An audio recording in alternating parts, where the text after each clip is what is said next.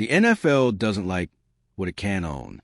It's a league built on strict structures, media filters, and a pipeline where rookies fall in line and earn their image over time.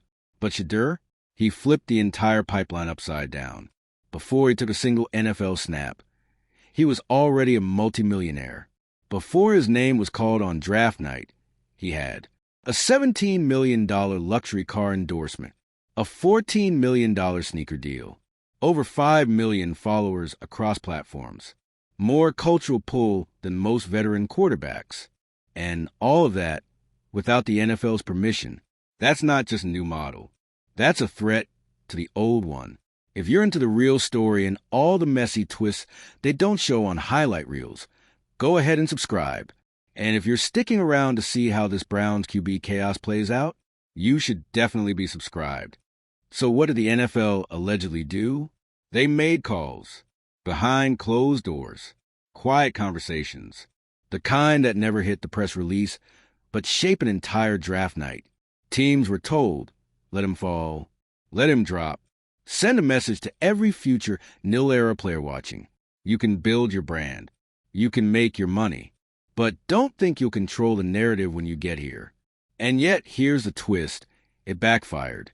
Because if the plan was to humble Shedeur, to turn him into just another quiet rookie, they underestimated who they were dealing with. This isn't a kid who stumbled into fame. He was raised in it. He's the son of Deion Sanders, the most confident, unfiltered, generational athlete the NFL has ever seen. Shedeur wasn't surprised by the draft politics. He was prepared for them. While franchises fumbled over backroom warnings, Shedeur built his own audience. Every viral throw in training camp, every pregame fit post, every mic'd up clip where he sounded more poised than the coaching staff. He wasn't waiting for the league to tell his story. He was already telling it himself. And fans? They rallied, because what Shedeur represents isn't just swagger. It's freedom, the ability for players to control their image, speak directly to fans, and sidestep the gatekeepers. That's why his jersey was a top seller before the season started, even though he wasn't QB1. That's why ESPN segments featuring him outperformed entire game recaps. That's why high school players are citing him as a blueprint, not Brady. The league tried to humble him, but all they did was prove his point, that the NFL is still uncomfortable with individuality, with players who can't be packaged neatly into the team-first narrative. And now, the hypocrisy is showing. Because guess who the NFL is promoting in highlight reels, graphics, and social campaigns? That's right, Shedeur. They're using his likeness, his viral moments, his brand, all while keeping him on the sideline, or at least refusing to fully endorse him on the field. They want the views without giving him the voice. They want the engagement without the empowerment. It's exploitation in designer cleats. Eric Dickerson wasn't just sounding off. He was sounding the alarm.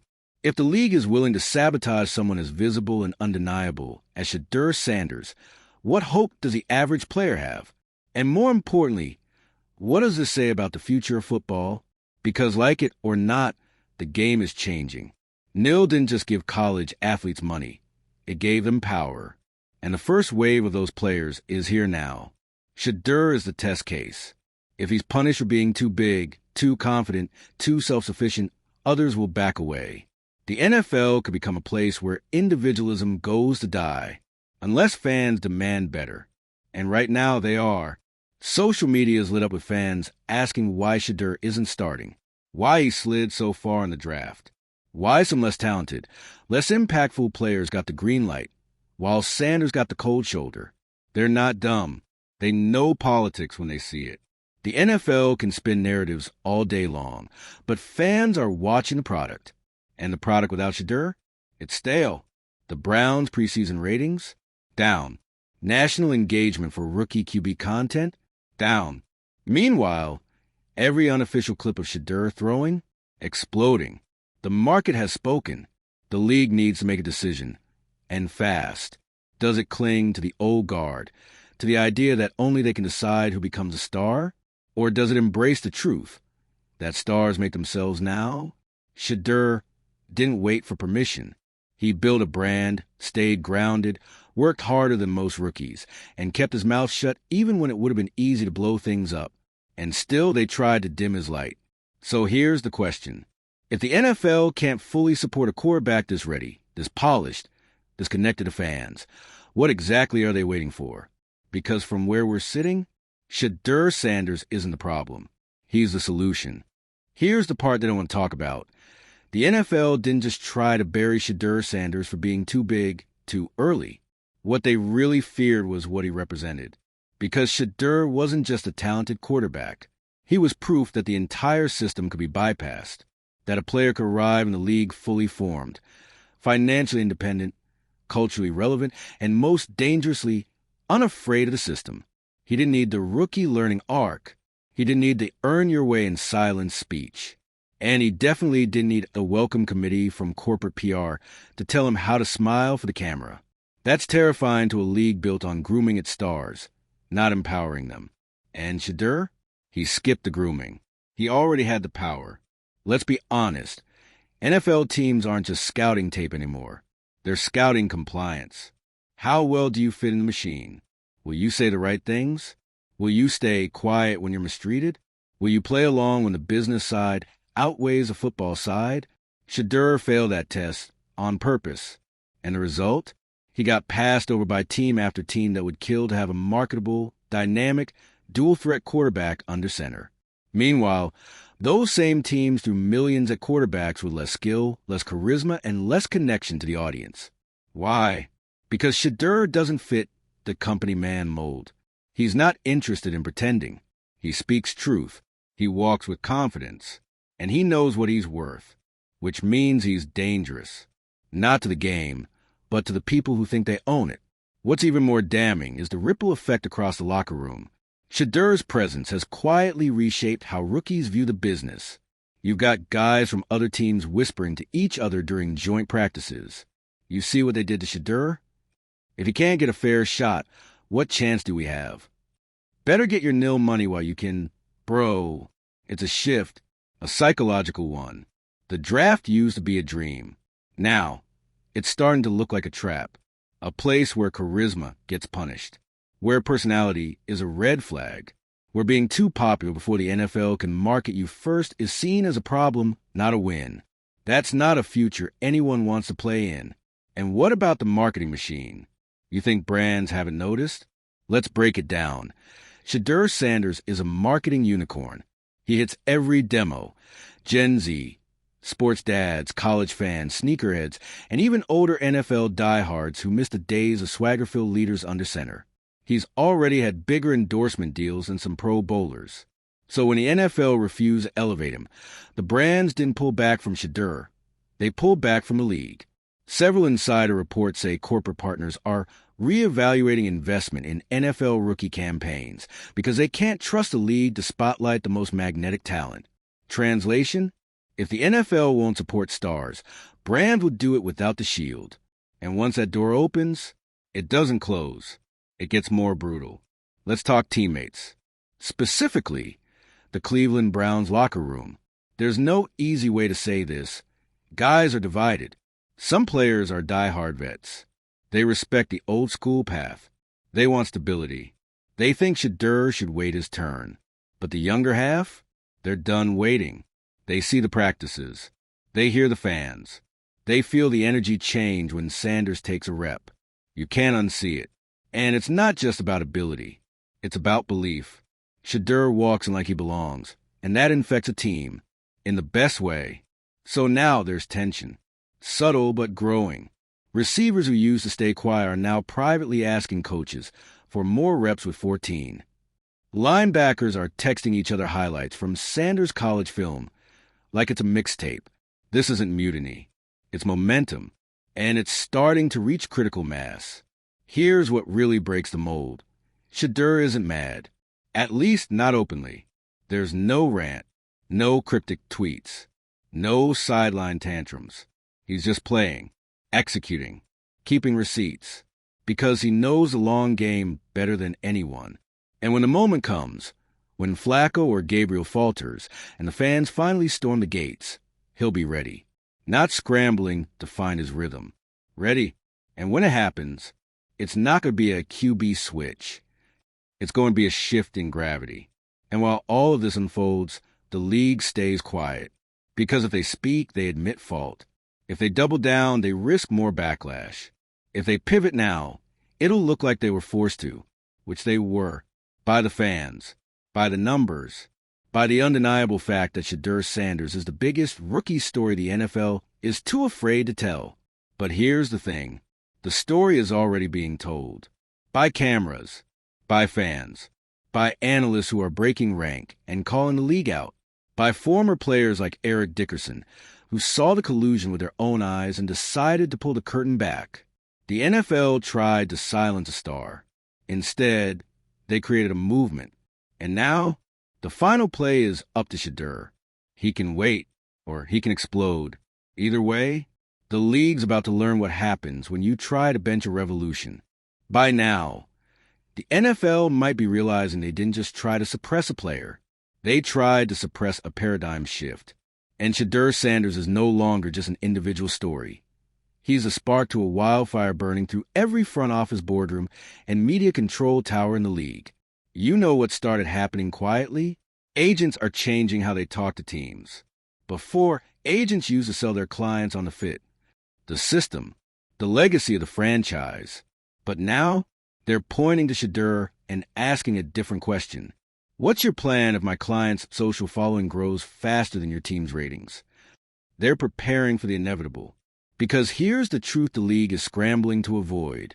In 2025 and beyond, some rookies will show up with bigger platforms than their own franchises. And once that happens, control becomes a myth. And Shedeur, he's the first proof of concept. He's the guy who took the nil revolution and plugged it straight into the NFL's outdated power grid and blew the fuse. Meanwhile, college programs are loving every minute of this. Because while the NFL tries to tighten its grip, universities are doing the opposite. They're investing in player brands, content creators, and name-image-likeness infrastructure. Why? Because Shedeur proved that a college quarterback could generate more cultural energy than most pros. And the effect? Recruiting has shifted from get to the league to own your story. Top high school players now look at Colorado and say, that's where I want to be. That's where I get to build me. The NFL draft is starting to look like the reward for a finished product, not the beginning of a journey. And when the NFL decides not to embrace the product because it wasn't manufactured in-house, it sends a message. But not the message they think. Let's talk about the business side, broadcast networks, especially. You think ESPN didn't notice that ratings dipped every time Sanders wasn't mentioned on screen? You think producers didn't scramble when social media clips of his throws outperformed primetime NFL packages? There are interns in Bristol who build entire data decks showing that Sanders' name alone adds clicks, comments, and retention. Even when he's not playing, he's not just a content magnet. He is the content. So while NFL execs are trying to downplay the controversy, the content world knows the truth. The product is weaker without Shedeur. And when your product relies on attention more than ever, you don't bench your headline act. You give him the keys. Let's pivot back to Cleveland for a moment. Because while the NFL tries to contain the ripple effect, the Browns are drowning in it. This team is haunted by quarterback ghosts. From Johnny Manziel's burnout to Baker Mayfield's brief flame, Cleveland has never truly had a face of the franchise leader they could build around long-term. They had the chance with Shedeur. They still have that chance. But every day they delay, they add to a growing list of what could have been. And fans, they know this pattern all too well. The chants aren't just about Shedeur anymore. They're about finally getting it right. And while Flacco or Gabriel get the starter reps, here's what's happening behind the scenes. Local sports stores have tripled their orders of Shedeur jerseys. High school coaches across Ohio are using his mechanics as breakdown tape. And Browns players, especially younger guys, are building their brand through proximity to him. Collaborations, podcast appearances, IG stories. The ripple is real. One young wideout was overheard saying, I just want one game with him under center. One game to see what we could do. That's not just hope. That's belief. And belief? That's what builds locker rooms. That's what builds championships. You know who else is watching this?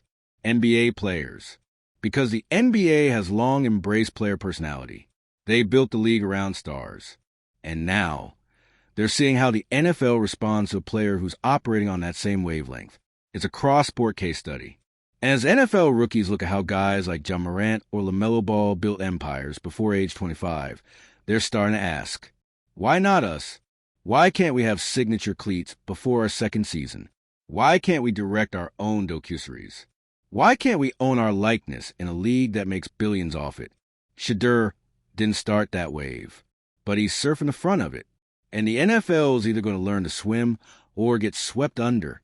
Now here's the most overlooked piece of all this, his mental game. Let's be real. Most young stars fold under scrutiny. They lash out, get reckless, or start spiraling when they feel controlled. But Shedeur? Not once. No cryptic interviews. No sideline rants. No calling out the system, even when it'd be completely justified. He's playing chess. And the NFL's playing checkers with pieces it doesn't even own anymore. He knows the real game isn't just about getting on the field. It's about what happens once he's there. And when that moment comes, he's going to look calm. He's going to sound humble. And then he's going to throw darts until the whole stadium forgets there was ever a controversy to begin with. So what's next? We're at a crossroads. One where the NFL has to ask itself a question it's never had to confront before. Can we afford to keep trying to dim players who shine too soon? Because the answer is already clear. No, the fans won't allow it. The culture won't support it. And the future generation of athletes won't tolerate it. Shedeur isn't just a quarterback. He's a litmus test, a stress test, a new standard. And if the league doesn't embrace him fully and soon, they'll be left wondering how they lost control of their own evolution. One silent snap at a time. One viral clip at a time. One sideline smirk that says, just wait, he's not coming. He's already here. It's not just that Shedeur Sanders has taken the NFL by storm. It's that he's done it without even playing a full game. That's the part driving execs into quiet panic and PR departments into overdrive. You know how rare that is? We're watching something unfold that's nearly impossible in a league built on hierarchy and time-honored hazing rituals. But Shedeur, he skipped the elevator. He teleported. No snap count. No stat line. And still, he's outdrawing players with Super Bowl rings and headline value. What we're witnessing is the arrival of the first player in NFL history whose influence outran his snap count. And that has the traditionalists scrambling. Because how do you manage a player the audience already sees as bigger than the team? How do you keep him buried on the depth chart when 85% of your fan base is screaming his name in unison before kickoff? The answer, apparently, is you don't. You stall. You deflect. You hide behind phrases like scheme fit and taking it slow.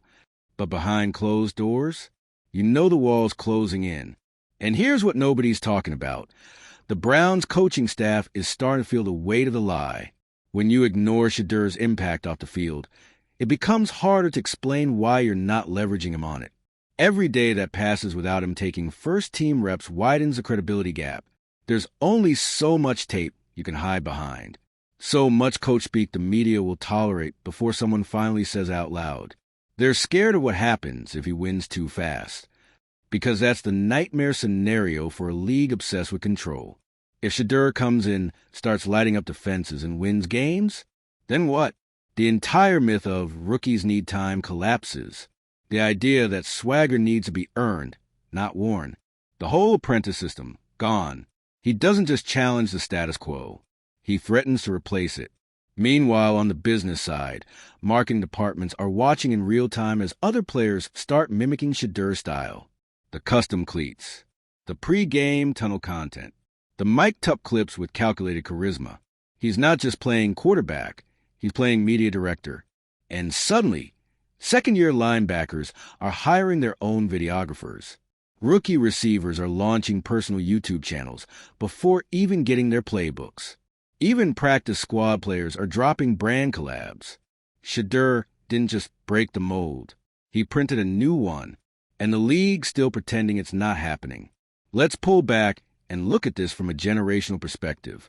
This is Gen Z's first true quarterback icon in the NFL on their terms. Shedeur speaks their language. He plays for the camera and the locker room. He balances traditional discipline with TikTok timing. And what makes it so explosive? He knows it. He knows what a retweet from Drake does. He knows when to drop a tunnel walk fit. He knows how to tease a training clip to go viral on a Tuesday night when no other NFL news cycle is moving. The man is a walking algorithm. And the NFL, it's still pushing game day promos with epic voice guy narration and same old graphics. You can't win the content war with dial-up strategy in a 5G world. Another layer to all this? His mental discipline. The league underestimated his maturity. They thought he'd be loud, impatient, that he'd crumble when the politics kicked in. They assumed a social media star couldn't survive the grind. But Shedeur showed up early to every practice. He stayed late. He studied. He showed flashes of Brady's film obsession, paired with the casual cool of Cam Newton in his prime. It's like he took the best parts of multiple QB generations and remixed them into something you can't bench. And here's what makes that lethal. He doesn't need validation from the league. He's got it from the people. From kids in high school halls watching his reels before gym class. From athletes in other sports resharing his throws with fire emojis. From basketball stars quoting him on podcasts. He's got culture clout. And that's a currency the NFL hasn't learned to manage. Back inside the Brown facility, the power dynamics are shifting. Team staffers are being told not to talk to media about the QB competition. Players are being coached on how to downplay Shedeur's momentum. They say things like, "We've got a great room," and "competition makes us better." But you can feel it. The tension, the inevitability. Coaches look over their shoulders every time he throws. Every press conference feels like it's one more loss away from becoming the moment Shedeur is unleashed. They can't hold it much longer. Not because they don't want to, but because the ecosystem around them won't allow it. Even team ownership is in a bind now. Investors are noticing. Merch trends are shifting. Sweet ticket holders are asking about Sanders by name. When your QB3 has more engagement than your entire marketing team's last month of output, you've got a problem. Or rather, an opportunity. But only if you're bold enough to grab it. And right now, Stefanski and company are looking less bold by the day.